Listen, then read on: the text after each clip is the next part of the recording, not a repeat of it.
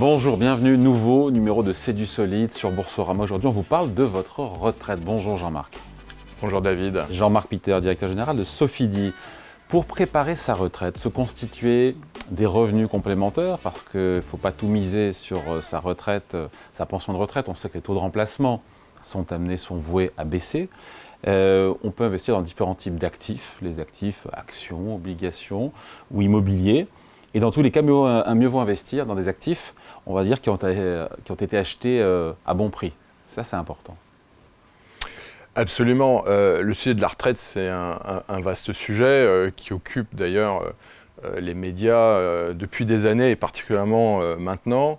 Il y a un débat, est-ce qu'il faut faire de la retraite par capitalisation pour doper un peu la retraite par répartition? Et il se trouve que les SCPI qui existent depuis le milieu des années 60, c'est une solution de retraite par capitalisation. Parce qu'en fait, on investit dans une SCPI 10, 15, 20 années avant son départ à la retraite, en s'endettant, ce qui permet d'ailleurs de réduire la pression fiscale. Ou pas. Et ça permet ensuite, une fois arrivé à la retraite, si tout se passe bien, en partant du principe qu'une SCPI peut servir jusqu'à 5%, d'avoir des compléments de revenus pour avoir peut-être des chiffres en tête. Pour avoir 1 000 € de revenus complémentaires à la retraite, il faut avoir investi entre 200 et 250 000 €, c'est-à-dire moins qu'un studio à Paris, par exemple. Et donc, voilà. Si on se dit qu'il mieux vaut avoir des actifs qui versent, encore une fois, des revenus, des coupons, des loyers ou autres, la question du timing, on rêve tous d'acheter évidemment au plus bas, mais ce qui est sûr, c'est que la correction sur le cycle immobilier a ouvert et offre des opportunités. Alors, j'entends souvent dire qu'il y a une crise immobilière tous les 15 ans, donc on sort clairement d'une crise immobilière, on se rend compte actuellement que les prix de l'immobilier sont en train d'atterrir et de se stabiliser, et en fait ça ouvre une fenêtre d'investissement en immobilier qui est très propice. Tout ce qu'on a acheté en 2024 et tout ce qu'on va acheter en 2025, ce seront des achats en bas de cycle. Pour juste vous donner un exemple, on a été très discipliné, puisqu'on a quasiment arrêté d'investir en 2023 et on a conservé notre cash. Début 2024, tout fonds confondus et principalement nos SCPI, on avait plus de 800 millions d'euros de cash à investir. On a commencé à déployer en 2024 600 millions d'euros. Ce qu'il faut retenir, c'est qu'on les a investis avec un taux de rendement net à l'achat supérieur à 8%, de 8,4% pour être précis, et sans doute que les investissements qu'on va réaliser en 2025, notre objectif c'est de faire 900 millions d'euros d'investissement, puisqu'il reste encore du cash à investir, ça sera aussi dans ces zones-là. Donc ces investissements se font dans des bonnes conditions, ce sont des investissements en bas de cycle qui vont permettre... Générer la performance de demain et d'après-demain du futur. Qui vont générer la performance de demain et d'après-demain. Mais c'est vrai que globalement, quand on prend du recul, les SCPI investissent un peu tous les ans, donc quel que soit le niveau dans lequel on se situe dans le cycle immobilier, et en faisant ça, on ne se trompe jamais. Mais quand on a la possibilité d'accélérer, d'appuyer sur l'accélérateur et d'investir de façon importante en bas de cycle, c'est évidemment très bon pour les fonds comme les SCPI. Les meilleures opportunités immobilières, c'était en 2024 ou il y en a toujours en 2025 ?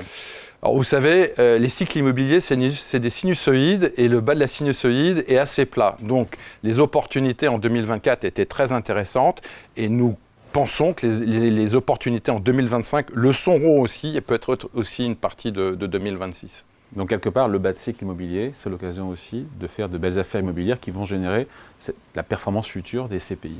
Absolument. Pour ceux qui en ont les moyens. Absolument. Bon. Et donc 2025, vous avez dit, vous allez continuer d'investir. Alors l'idée, c'est d'investir 900 millions d'euros en 2025. Et juste pour vous donner... En une fois, évidemment. En une fois, on a déjà commencé. Nous avons actuellement au compteur plus de 500 millions d'euros d'investissements qui ont été sécurisés, donc avec des taux de rendement qui sont comparables à ceux de 2024, c'est-à-dire aux alentours de 8%. Mais à des prix décotés de quoi, de 15, 20, 30% par rapport à ce que ce patrimoine-là valait il y a 2-3 ans ? Effectivement, on peut partir sur ce chiffre-là. Aujourd'hui, on achète 15, 20, 25, 30% moins cher que le plus haut du marché, où, je le rappelle, nous avons décidé de quasiment arrêter d'investir. Puisqu'en 2023, qui était le haut du cycle, le pic immobilier, nous n'avons investi que 250 millions d'euros. Ouais. Justement, donc, dans l'optique de cette retraite demain, après-demain, si on peut engranger ces performances-là de bas de cycle qui seront servies et généreront de la performance sur les prochaines années, la SCPI fait pour vous assurément partie des briques à privilégier pour constituer cette épargne retraite, ce complément de revenus. Absolument. Alors, je rappelle évidemment que les performances... Même malgré, encore une fois, les sinusoïdes aussi en termes de prix. Absolument. C'est ce qu'on a connu aussi. Absolument. Je rappelle que, évidemment, les performances ne sont pas garanties, mais les SCPI constituent en fait un fonds de portefeuille, une sorte de couteau suisse qui est très utile pour la retraite parce que il y a aussi plein d'éléments dans la SCPI qui permettent de lisser la performance. Le fait qu'il y ait une diversification et une granularité, et donc des nombres de locataires, qu'il y ait aussi une diversification en termes géographiques, qui est aussi, en ce qui nous concerne, une diversification en termes de type d'actifs, c'est-à-dire des commerces, de l'hôtellerie, de la résidence gérée, que ce soit étudiants ou seniors, et aussi des bureaux, parce que le bureau n'est pas mort, ça permet aussi de lisser la performance. Donc certes, ce qu'on va acheter ces années-là, c'est-à-dire 2024, 2025, 2026, ça va doper la performance, mais il y a aussi à l'intérieur des SCPI des outils comme la diversification qui permettent de lisser la performance sur le cycle entier immobilier.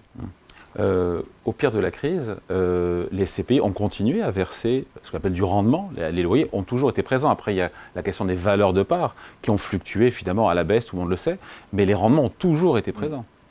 Alors, tout le monde n'a pas baissé ses valeurs de part. Ceux qui ont baissé le plus leurs valeurs de part, c'est ceux qui avaient beaucoup investi sur un certain type de bureaux de grande taille monolocataires situés en périphérie. Aujourd'hui, les baisses sont derrière nous. En tout cas, c'est notre conviction.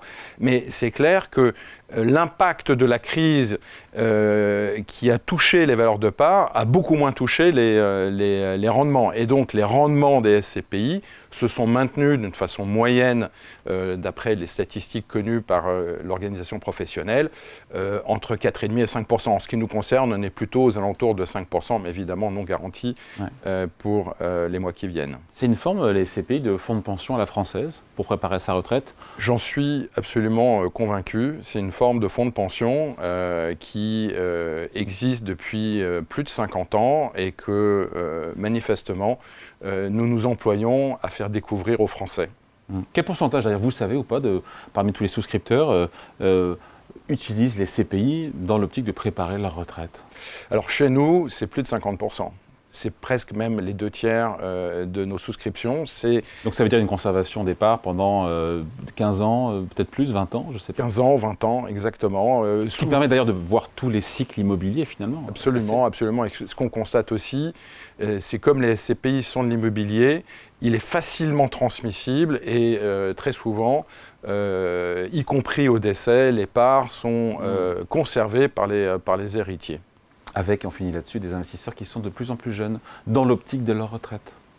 Qui sont de plus en plus jeunes dans l'optique de leur retraite, mais c'est un autre chapitre qu'on pourra ouvrir un autre jour. Les SCPI peuvent aussi servir pour se constituer progressivement un patrimoine, soit en investissement à tempérament, un peu tous les mois, soit en s'endettant là aussi, mais en étant plus jeune. Allez, merci beaucoup. Point de vue signé Jean-Marc Piter, directeur général de Sofidy. Merci. Merci. C'est du solide revient très vite ici chez vous sur Boursorama.